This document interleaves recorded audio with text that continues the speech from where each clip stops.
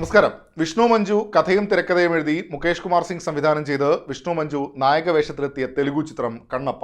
മോഹൻലാൽ, അക്ഷയ് കുമാർ, പ്രഭാസ്, ശരത് കുമാർ, കാജൽ അഗർവാൾ, പ്രീതി മുകുന്ദൻ, മോഹൻ ബാബു തുടങ്ങിയവരൊക്കെയാണ് ചിത്രത്തിൽ മറ്റ് പ്രധാന വേഷങ്ങളിൽ എത്തിയിരിക്കുന്നത്. മോഹൻ ബാബു തന്നെയാണ് ചിത്രം നിർമ്മിച്ചിരിക്കുന്നത്. മലയാളം ഡബ്ബാണ് ഞാൻ തിയേറ്ററിൽ കണ്ടത്. ആദ്യം ഡബ്ബിങ്ങിനെ കുറിച്ച് പറയാം. അത്രമേൽ ദയനീയം. സംഭാഷണങ്ങൾ മലയാളത്തിലേക്കാക്കിയത് ശോകം സാഹചര്യമാണ്.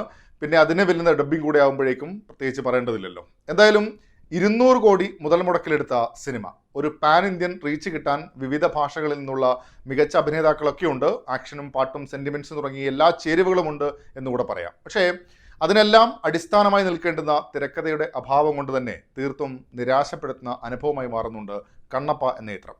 ശിവനും പാർവതിയും അവരിലൂടെയാണ് സിനിമ ആരംഭിക്കുന്നത്. കഥ ഭൂമിയിലെത്തുമ്പോൾ തിന്നൻ എന്ന കുട്ടിയെ നമ്മൾ പരിചയപ്പെടുന്നു. ആ നാട്ടിലെ നരബലി എന്ന ആചാരം. തൻ്റെ കൂട്ടുകാരൻ അങ്ങനെ കൊല്ലപ്പെട്ടപ്പോൾ ദൈവമില്ല എന്ന് ഉറക്കെ പറഞ്ഞു കൊണ്ടുപോകുന്ന തിന്നൻ. വർഷങ്ങൾ പിന്നെയും കഴിഞ്ഞ് തിന്നൻ വലുതായി, അപ്പോഴും ദൈവമില്ല എന്ന് തന്നെയാണ് വിശ്വസിക്കുന്നത്. ഇതാണ് ഇതിലെ പ്രധാന കഥാപാത്രത്തെക്കുറിച്ച് പറയാനുള്ളത്. നിരീശ്വരവാദിയായ നായകൻ ദൈവം അവനെ പരീക്ഷിക്കുന്നതും വിശ്വാസിയാക്കുന്നതുമൊക്കെയാണ് കഥയിൽ വരാൻ പോകുന്നത് എന്നതും തുടക്കത്തിൽ തന്നെ ചില സൂചനകൾ നമുക്ക് നൽകുന്നുമുണ്ട്. അപ്പോൾ അതിനായി ഓരോ സംഭവങ്ങൾ കൂടെ ഇങ്ങനെ കൊണ്ടുവരുന്നു. ശിവഭക്തയായ നായിക, മറ്റാർക്കും കാണാൻ സാധിക്കാത്ത വായുലിംഗം, അത് കൈക്കലാക്കാൻ വരുന്ന വേറെ കുറേ പേർ. തുടക്കത്തിലെ സംഭവങ്ങളിലൂടെ സംവിധായകൻ ചിലത് നമ്മളോട് പറയാൻ ശ്രമിക്കുന്നുണ്ട് എന്ന് തോന്നിയെങ്കിലും പിന്നീട് തീർത്തും ഒരു ഭക്തി സീരിയൽ ലെവലിലേക്ക് മാത്രമാണ് കൊണ്ടുപോകാൻ സാധിക്കുന്നത്. ചെറുപ്പത്തിൽ കുട്ടികൾക്ക് പറഞ്ഞു കൊടുക്കുന്ന ഒരു കഥ പോലെയൊക്കെ സിനിമയുടെ കഥ പറഞ്ഞു കൊടുക്കാനുള്ള സാഹചര്യം ഉണ്ടായിരുന്നു എന്ന് വേണമെങ്കിൽ പറയാം. പക്ഷേ സിനിമയായി വന്നപ്പോഴേക്കും അതിനെ ആകെ ഒരു അവിയൽ പരുവമാക്കുകയാണ് ചെയ്തത്. മനുഷ്യരെ വിശ്വാസികളാക്കാൻ ദൈവം ചെയ്യുന്ന കാര്യങ്ങൾ എന്ന നിലയിൽ കുറേ സംഭവങ്ങളൊക്കെ കാണിക്കുന്നുണ്ട്, പറയുന്നുണ്ട് സിനിമയിൽ. സത്യം പറഞ്ഞാൽ വിശ്വാസിയായ ആൾക്കാർ തന്നെ ഇത് കണ്ടാൽ സഹിക്കുമെന്ന് തോന്നുന്നില്ല. ഒരു ഘട്ടത്തിൽ സിനിമ തീർന്നു എന്ന് തോന്നിയിടത്ത് വീണ്ടും പുതിയ ഒരു എപ്പിസോഡ് വരുന്ന സംഭവങ്ങൾ തീർത്തും ബോറടിപ്പിക്കുന്ന കൂടെയുണ്ട്. പ്രകടനത്തിലേക്ക് വന്നാൽ വിഷ്ണു മഞ്ജു ആണ് ചിത്രത്തിൽ പ്രധാന കഥാപാത്രമായ തിന്നനായി എത്തുന്നത്.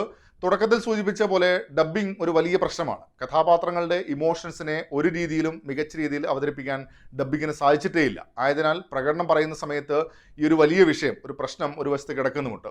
വിഷ്ണു മഞ്ജുവിനെ സംബന്ധിച്ച് നന്നായി പെർഫോം ചെയ്യാനുള്ള വലിയൊരു സ്പേസ് ഈ സിനിമയിലുണ്ട്. പക്ഷേ ഇമോഷൻസ് ഒക്കെ പലപ്പോഴും താടിക്കുള്ളിൽ ഒളിപ്പിച്ചു വെച്ച അവസ്ഥ കൂടെയാണ്. അവസാനത്തേക്ക് ആകുമ്പോഴേക്കും തീർത്തും കൈവിട്ടു പോകുന്ന സാഹചര്യം കൂടെയാണെന്ന് പറയേണ്ടി വരും. നായികയായ നെമലി എന്ന കഥാപാത്രമായി എത്തിയിരിക്കുന്നത് പ്രീതി മുകുന്ദനാണ്. സിനിമയിൽ കുറച്ചെങ്കിലും ആശ്വാസമാകുന്ന പ്രകടനം എന്നുകൂടെ പറയാം. രണ്ടാം പകുതിയിലെ ഇമോഷണൽ സീനുകളൊക്കെ ആണെങ്കിലും ഒരു ഇമ്പാക്റ്റ് കൊണ്ടുവരാൻ സാധിക്കുന്നുണ്ട്. തിന്നൻ്റെ അച്ഛൻ വേഷത്തിലെത്തുന്നത് ശരത് കുമാറാണ്. മുൻപും ഇങ്ങനെയുള്ള റോളുകൾ കുറെ ചെയ്തതുകൊണ്ട് കാര്യമായ ഒരു ഇമ്പാക്റ്റ് ഒന്നും ഫീൽ ചെയ്തില്ല.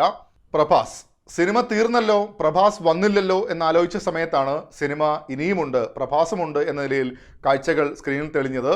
പ്രഭാസ് ചെയ്യുന്നു എന്നതിനപ്പുറത്തേക്ക് ആ കഥാപാത്രത്തിൽ ഒരു പ്രത്യേകതയും അങ്ങനെ ഫീൽ ചെയ്തിരുന്നില്ല. ദൈവത്തിൻ്റെ ദൂതനായി വന്ന് ഒരേ ഉപദേശം എന്ന നിലയിലാണ് ഈ കഥാപാത്രത്തെ കൊണ്ടുപോയിരിക്കുന്നതും. മോഹൻലാൽ കുറച്ച് സമയത്തേക്ക് ഒരു പ്രധാന വേഷത്തിൽ തന്നെ ചിത്രത്തിൽ എത്തുന്നുണ്ട്.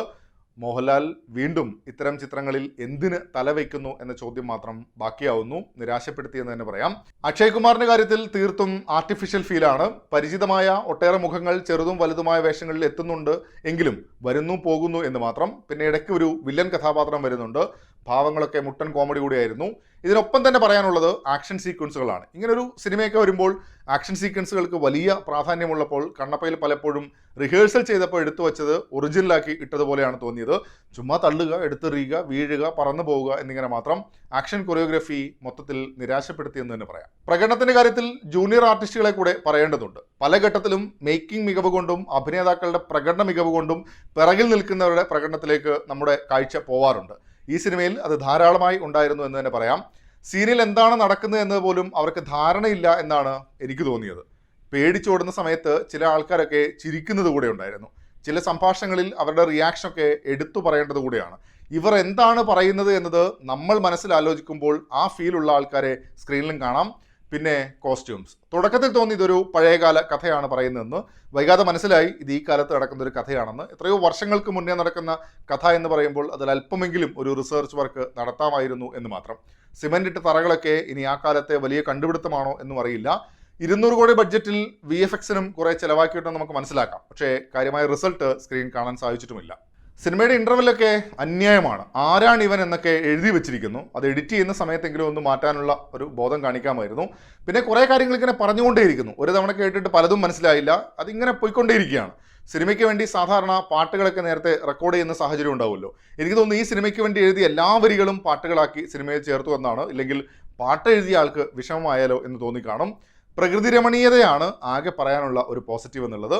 പിന്നെ ബാഹുബലി റെഫറൻസ് ആണോ ട്രോളിയതാണോ എന്ന് ചോദിച്ചാൽ രണ്ടുമല്ലാത്ത വേറെ എന്തോ ആണെന്നാണ് എനിക്ക് തോന്നിയത്. അവസാനം ഭക്തി കൂടി ആ കഥാപാത്രം കാണിക്കുന്ന കാര്യങ്ങൾ ശരിക്കും സംവിധായകൻ എന്താണ് ഉദ്ദേശിച്ചത് എന്ന് തന്നെ മനസ്സിലാവുന്നില്ല. പൂജ ചെയ്യുന്ന ആളെക്കാൾ വലിയ ഭക്തനെ കാണിച്ചു തരാമെന്ന് രുദ്ര പറഞ്ഞ സ്പേസിലേക്കാണ് ആ ഭക്തനെ കൊണ്ടുവരുന്നതും.